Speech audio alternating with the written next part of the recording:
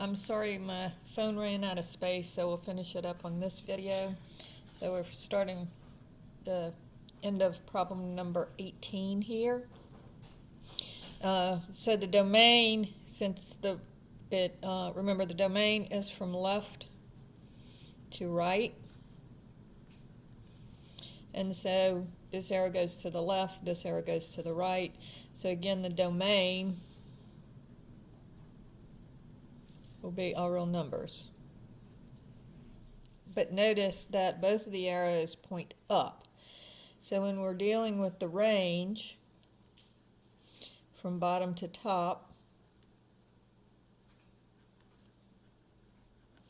we're going to start down here at the bottom, and then notice that we don't hit the graph until we get to this point.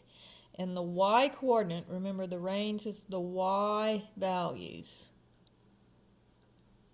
that are possible for this function. And so the y coordinate here is -3. So my range will be from -3 to infinity. Because there's no graph down here, everything goes to infinity, and it starts where the y coordinate is -3. So that's a finish of problem 18. Now, problem number 19 is another graph. On this one, they're asking about the symmetry. And so this one, we know it looks like a V shape. The negative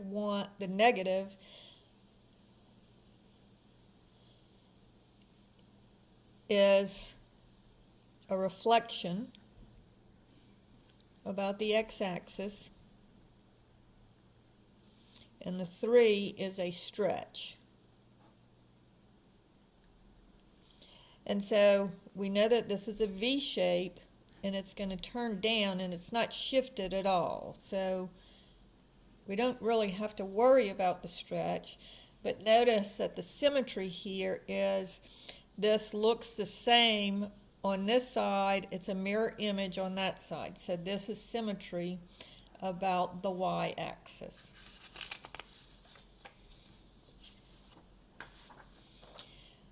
Problem number 20 says consider the following function.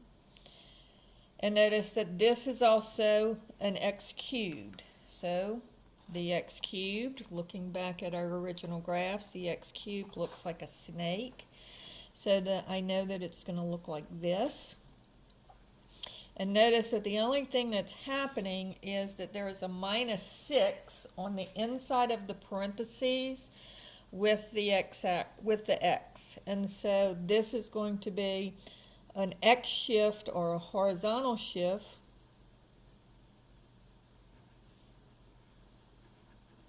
And again, if I make x minus 6 equal to 0, I add the 6 to both sides and I get x is equal to 6.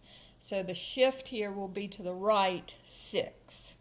And then nothing else is happening to the graph, so there's no reflections and there's no vertical shift and no stretch or compression. So now this graph is going to look like a snake, and it will be shifted over 6, 1, 2, 3, 4, 5, 6 to the right. And so here's my inflection point, and I go over 1 and up 1, over 1 and from this point over 1 and down 1, and then I can draw my snake. So it's going to basically look like that. And again, the domain and the range will be domain left to right, both arrows, so it's going to be all real numbers, and the range bottom to top, so the arrows are pointing down and up, so also all real numbers. So domain left to right, this arrow's pointing to the left, this arrow's pointing to the right, and then range bottom to top, this arrow's pointing down, this arrow is pointing up. So that's what that one looks like. Then problem 21 is dealing with a square root function. Now, if you recall, the square root function looks like half of a sideways parabola. And so that's what this one is going to look like. It'll look like this. This is going to be the horizontal shift. This is the vertical shift. This is the stretch. And this is the reflection about the x-axis.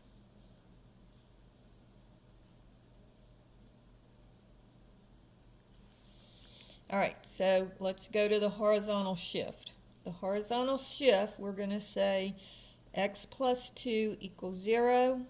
So subtract 2, I get x is equal to negative 2. And so it will be 2 to the left. The stretch is 2. There is no, the reflection about the x-axis is yes. And there is no reflection about the y-axis. You don't really have to worry about that. And then it does have a vertical shift, and remember the vertical shift takes on the same sign, so this one will be up 2. So now we need to graph it. So we know that it looks like a half of a sideways parabola, and we're going to go to the left 2, 1, 2, and then up 2, 1, 2. So here is my new vertex. The stretch is 2, so to kind of give us the an idea of what it looks like, usually it's going to be over 1, up 1, but in this case, because of this negative 2 right here, when I get over 1, I'll go down 2. And then I make it look like a half of a sideways parabola. Now this is the point, and it's usually a good idea to go ahead and write down what your vertex is. This is the point negative 2, comma, up 2, so back 2 and up 2. So now when I'm dealing with my domain and my range, which is the next question, I look at my graph and I see that going from left to right, notice there's no arrow going in the left, it's only going towards the right. So I don't hit the graph here until I reach the x-coordinate is negative 2. So my domain will be from negative 2, and then it continues to go to the right, so it goes to infinity, because the arrow is pointing to the right.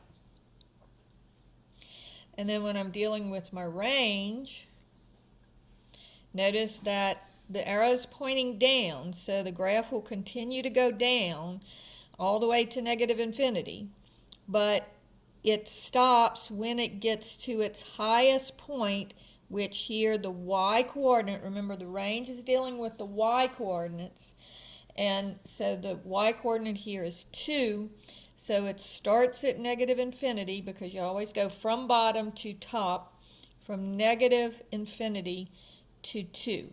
And notice that the negative 2 and the 2, and the x-coordinate here is negative 2. So the negative 2 and the 2 both have brackets because there is a point there, but you can never reach infinity, so the infinity signs will always have parentheses. They will never have brackets.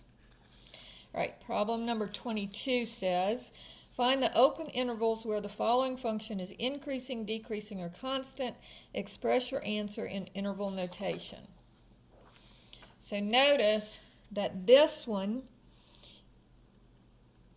going from left to right, I'm going up. So this is an increasing function because I always go from left to right. So going left to right, this one is increasing until I get to the vertex here. And then it starts to decrease. Now, when I'm doing increasing and decreasing, I'm going to say, always look at the y-axis. And so it's increasing from negative infinity to this point on my x-axis right here. So this is the point -1, and then up 4. So -1, 4. So it's increasing, and again, I really don't need to know this point. What I need to know is my x-axis. So it's increasing all the way coming in this direction until it reaches this point, and then it will turn around at that point. So these are always open intervals. They're never going to be brackets. It'll always be parentheses. So from negative infinity to -1, it's increasing. Then it's decreasing from -1, and again a parenthesis, to infinity. Because over here it's going down, so it's decreasing. Okay, on 23. Notice this one, as I go from left to right, always from left to right, it's decreasing here, it's increasing here. So as I go from left to right, it's going down, then as I go from left to right, it's going up.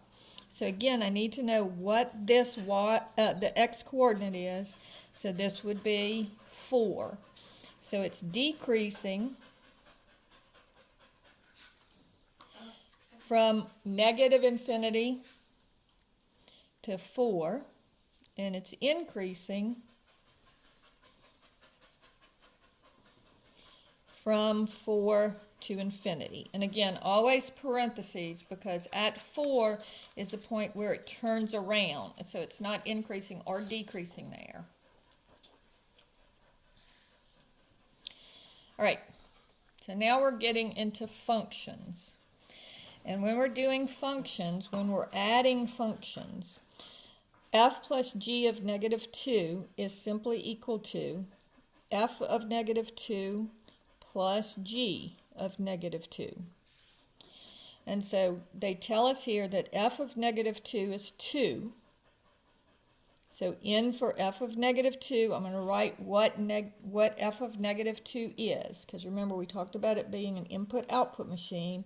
When I put in -2 into my f function, I'm getting out a 2. So this is the answer for f of -2 is 2. That's what it's equal to. And then g of -2 is equal to -6. So 2 plus -6 is -4, so my answer is -4. F minus g of -2 is just f of -2 minus g of -2. So this would be 2 minus -6. And then minus -6 is plus 6. So 2 plus 6 is equal to 8. And this says to multiply them. So this would be f of -2 times g of -2. And so that would be 2 times -6, which is -12.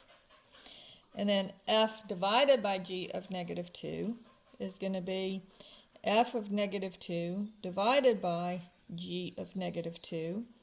And so that would be 2 divided by -6. And then I can reduce that. They're both divisible by 2. And so this would be 2 divided by 2 is 1. 6 divided by 2 is 3. And then it's negative.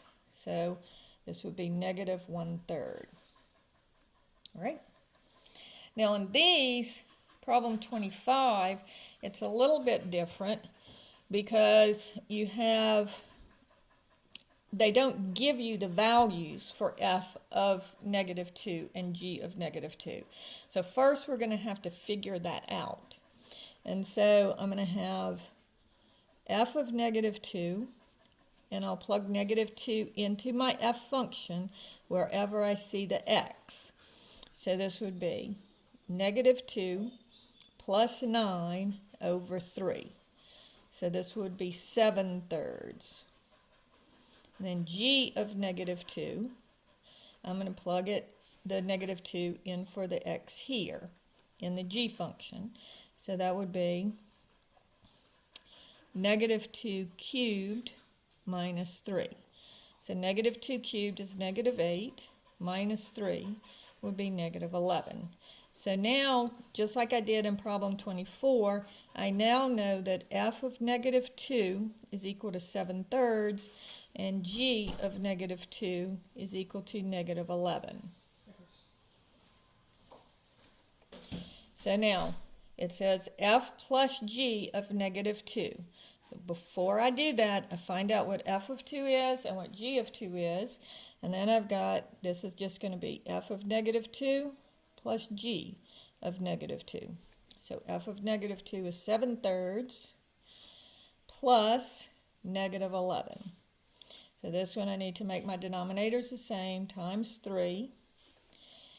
And so this would be 7/3 plus negative 33/3. And so that's going to give me negative 26/3. And so that would be the answer for 25, negative 26/3. Then f minus g of negative 2 is going to be f of negative 2 minus g of negative 2. So that would be 7/3 minus 11 over 1, negative 11 over 1. So this becomes 7/3 plus, minus the negative is plus, and then again multiply numerator and denominator by 3, 33/3, and so I get 40/3. And of course, you can use your calculator to do all of these fractions. You don't have to worry about the fractions. And then f times g of negative 2 is f of negative 2 times g of negative 2. And so this is going to be 7/3 times negative 11. And again, that would be over 1. And so that gives me, we multiply our numerators, multiply our denominators, negative 77/3. And then f of negative 2 divided by g of negative 2 is going to be equal to 7/3 divided by negative 11 over 1. And this means 7/3 divided by negative 11 over 1, and then we keep change flip. So we keep the first fraction the same. We change the division to multiplication, and then we flip the second number. And so that becomes 1 over negative 11. And so now multiplying the numerators and multiplying the denominators, I get 7 over negative 33. And that is my answer on that one.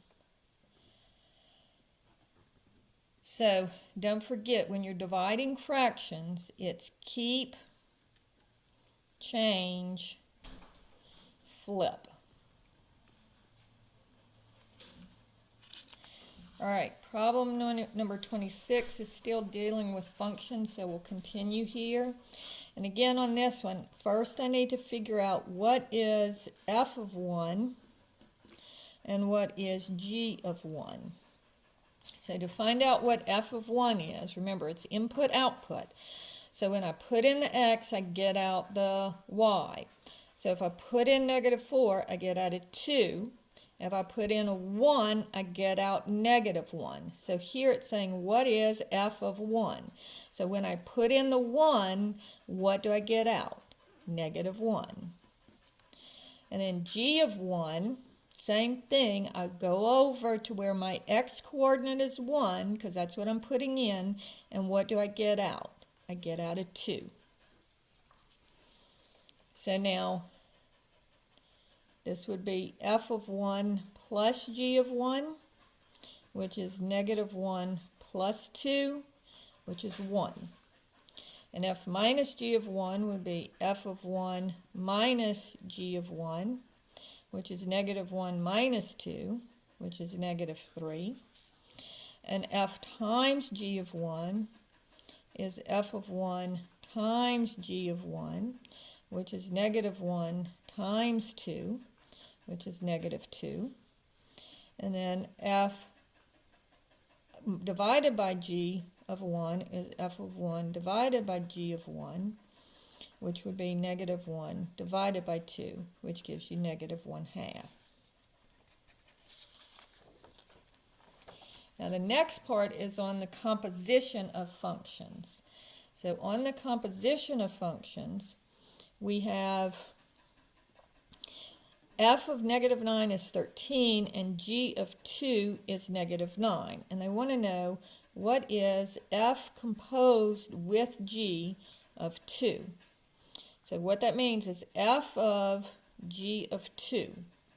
So working the innermost parentheses first, I want to know what, so I just copy down the letter F and open parentheses. I'm working innermost parentheses first, and I'm saying, what is g of 2? Well, g of 2 is equal to negative 9. So I replace g of 2 with what it's equal to, which is negative 9. Now it's saying, what is f of negative 9? Well, f of negative 9 is equal to negative 13. So the answer is negative 13. So basically what you're doing is here you've got two functions.